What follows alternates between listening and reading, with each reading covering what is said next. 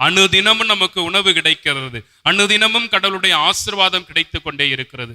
உண்மையிலேயே நான் நன்றி உள்ளவர்களாக இருக்கிறோமா என்று சிந்திப்போம். இன்றைய நவீன உலகில் வாழ்ந்து கொண்டிருக்கக்கூடிய நாம் நன்றி என்கின்ற ஒரு வார்த்தையை மறந்தவர்களாக இருக்கின்றோம்.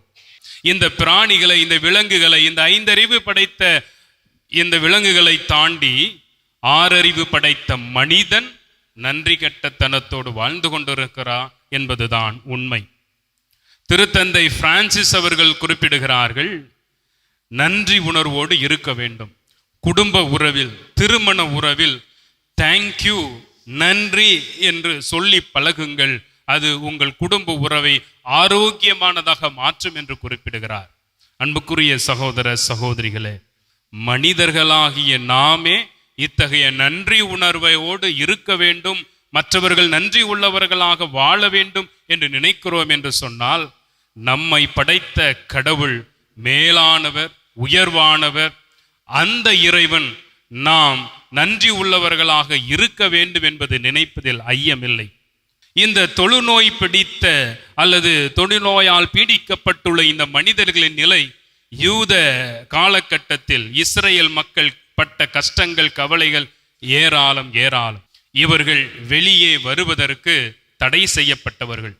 ஒருவேளை அவர்கள் நகருக்கோ மக்கள் இருக்கின்ற இடத்திற்கோ வருகிறார்கள் என்று சொன்னால் மணி அடித்து கொண்டு அவர்கள் தீட்டு தீட்டு என்று கத்திக்கொண்டே உள்ளே நுழைய வேண்டும். இவர்களுக்காகத்தான் இயேசு ஆண்டவர் அந்த பகுதிக்குள்ளாக கடந்து செல்கிறார். இவர்களை குணப்படுத்தும் நோக்கில் மற்ற 9 பேர் கடந்து போக சமாரியனாகிய இந்த ஒரு தொழுநோயாளன் மட்டும் இயேசுவை சந்திக்க வருகிறார். கடவுளை போற்றி புகழ்ந்து கொண்டே காலில் முகம் குப்புற விழுந்து நன்றி செலுத்தினார் என்று வாசிக்கிறோம். இப்படிப்பட்ட நன்றியை நாமும் சமர்ப்பிக்க கடமைப்பட்டிருக்கிறோம். காரணம், வாழ்நாள் முழுவதும் பல நன்மைகளை நாம் அனுபவித்துக் கொண்டே இருக்கிறோம். எத்தனையோ நபர்கள் இன்னலுற்று கஷ்டப்பட்டு கண்ணீர் வடித்துக் கொண்டிருக்க நாம் மகிழ்ச்சியோடு வாழ்ந்து கொண்டிருக்கிறோம்.